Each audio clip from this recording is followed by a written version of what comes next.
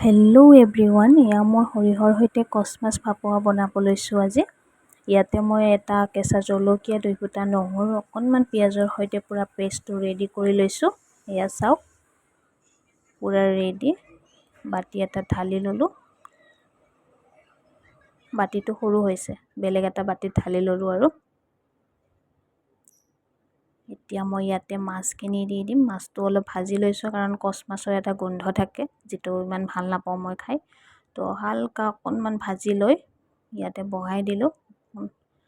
আৰু ইয়াতে অকণমান জিৰা গুড়ি, ধনিয়া গুড়ি দি নিমখ দি পূৰা মিক্স কৰি লৈছোঁ মই আগতে। এইটো ভিডিঅ' বনোৱা নহ'ল। তো পূৰা বহাই এতিয়া এইটো মই বইল হ'ব দিম।